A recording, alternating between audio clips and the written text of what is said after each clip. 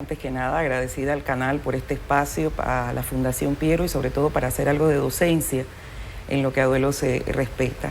Bueno, cuando hablamos de 13 años hablamos de tiempo y cuando hablamos de duelo no necesariamente el tiempo únicamente sana, es el tiempo y tareas que hay que hacer específicas para elaborar ese duelo. Por tanto, no pudiéramos decir expresamente que en 13 años todas las personas, los dolientes que perdieron a seres queridos ese día, pues han superado ese duelo, han elaborado ese duelo. Y sobre todo cuando cada año se hacen algunas manifestaciones que no necesariamente aportan a ese acompañamiento o a esa manera de salir adelante con este duelo. Muchas veces el recordar esta fecha sigue siendo un poco perjudicial para aquel familiar. Claro que sí. Las fechas son significativas y sobre todo si alguno de estas dolientes todavía no reconoce que ha habido, se ha realizado algo puntual para de alguna manera, no diríamos resarcir, pero sí para ellos integrar que murió. A veces, sobre todo cuando hay situaciones en donde muere alguien y está presente la parte legal o todo esto a nivel de los medios y redes sociales, pues no necesariamente esto contribuye en forma positiva al duelo, sino que el duelo más bien se posterga, no se elabora porque se está al pendiente de, y entonces esa situación, esa condición no contribuye a elaborar el duelo. Siempre que hay una pérdida, lo que sigue, lo que procede es una elaboración del duelo. El tema es que algunas personas se mantienen luego de la pérdida en ese momento de negación.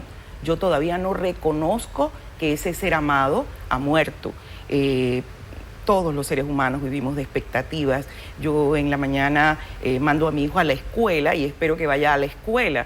Yo me caso y espero, si vengo de una familia en donde el matrimonio es para toda la vida, yo espero que esa relación de pareja pues dure toda la vida. Y cuando eso no se da expresamente como yo lo tengo integrado, hay una información allí que se corta y que como que yo no puedo culminar una tarea que yo había empezado. Si yo mando a mi hijo a la escuela, yo espero que llegue a la escuela, pero no que muera en un accidente jimeno automovilístico. Como psicóloga, ¿qué es lo primero que se le dice al doliente? La verdad. Hay que decirle la verdad y debe ser justamente una persona allegada, en un lugar adecuado, en las mejores condiciones que se pueda, pero ser honesto con la persona. Hay que decir la verdad. Muchas veces se van por las ramas, no quieren decirle a esa persona por miedo a que tenga algún tipo de reacción. Así que lo importante o la recomendación sería decirle a la persona y saber decirle a la persona que, bueno, un ser querido ya no está con ellos. Claro que sí. Y yo diría que esa verdad incluso debe ser modulada. Cuando se da una situación como esta, un accidente traumático, pues definitivamente no es que vas a llamar a una persona vía telefónica y decirle, mira, tu hijo murió en un accidente, o sea, las formas, ¿no? Entonces, sí hay que tener esos cuidados. Mire que algunas personas, incluso cuando mueren los seres queridos y mueren en eventos traumáticos, se quedan es más que nada con la información del cómo me dieron la noticia.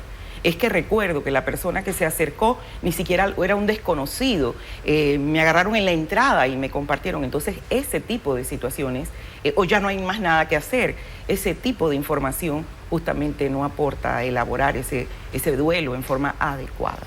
Hay muchas personas que no se recuperan de un duelo. Efectivamente, hay personas que si no trabajan, no elaboran el duelo, pues se quedan allí viviendo en esa negación y pueden pasar 13 años, 15 años y la persona está en negación. Eso no lo he perdido todavía. Por ejemplo, como este accidente que fue trágico, murieron 18 personas quemadas. Muchas veces también familiares recuerdan, y más que todo cuando pasan imágenes de este accidente en televisión, eso afecta en cierto modo también mucho al doliente. Claro que le afecta esas imágenes de flashback.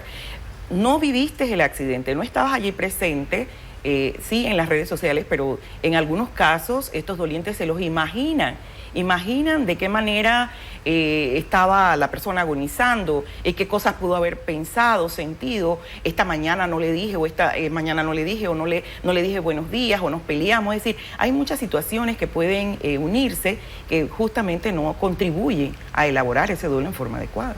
Y también está el tema de la culpabilidad, claro si yo hubiese estado. Claro que sí. La culpa es una emoción que tenemos que señalarla dentro del proceso de duelo.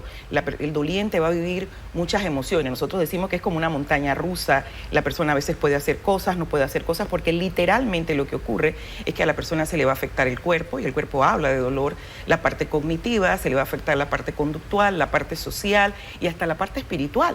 Muchas personas cuando pierden se pelean con Dios y dicen, pero ¿por qué tan joven? ¿Por qué mi hijo? Y la parte de la culpa es una de las emociones que se vive. Solo que cuando se trabaja la culpa hay que determinar si la culpa es real o no lo es. Puede ser que, por ejemplo, alguien diga, es que la persona murió porque yo debí llevarlo al colegio y no lo llevé, sino que lo envié en un bus.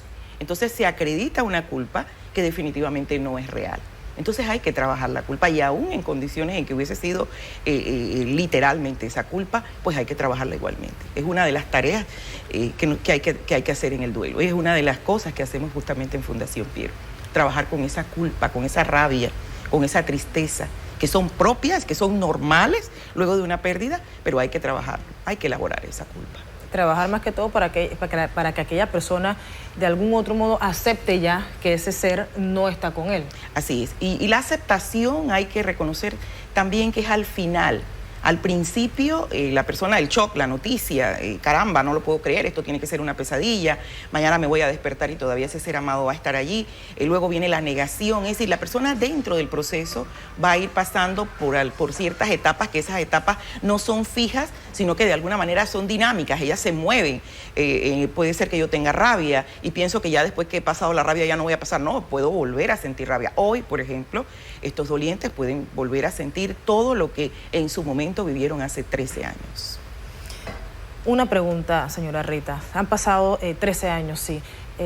Muchas veces hay que aceptar que ya ese ser querido no está contigo, no es culpa tuya, pero también, ¿cuál es la parte más difícil de ese doliente? ¿Enterarse de la noticia o despedirse cuando ya se le da, por ejemplo, cristiana sepultura al familiar? ¿Cuál es la parte más difícil del doliente? Yo diría que no pudiéramos decir que es lo más difícil.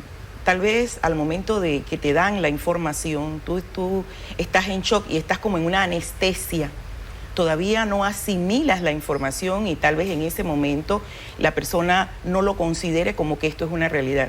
Sin embargo, a medida que va pasando el tiempo y a medida que yo voy viviendo sin ese ser amado, sin aquello que yo contaba y que ya ahora lo perdí, pues es ahí donde vas elaborando el duelo y es ahí donde vas a sentir en algún momento que el dolor es insoportable, es algo que creo que no voy a superar. Incluso hay personas que dentro del proceso pueden tener ese deseo hasta de perder la vida porque sienten que no van a poder continuar sin ese ser amado. Y todo eso dentro del duelo es normal. Entonces, al recordar públicamente esta fecha, sigue despertando ese dolor hacia el familiar. Sí lo despierta, más para ellos pueden ser sentimientos ambivalentes. Es como un te quiero, te odio, lo recuerdo con dolor, pero igual cada vez que lo menciona, cada vez que veo, no dejo de revivir todas esas situaciones dolorosas. Entonces hay una relatividad en todo esto, es ambivalente y en algunos casos, ojalá, de verdad deseamos que sea así, que estas personas hayan podido elaborar el duelo para poder ya recordar todo esto sin ese dolor intenso que vivieron hace 13 años. Gracias, señora Rita, por acompañarnos la mañana de hoy y sobre todo también saber cómo tratar al doliente luego de esta pérdida y más que todo como esta tragedia que ocurrió aquel 23 de octubre donde 18 personas lastimosamente pierden la vida en este bus que se incendia y también cómo saber llevarle esa noticia al familiar.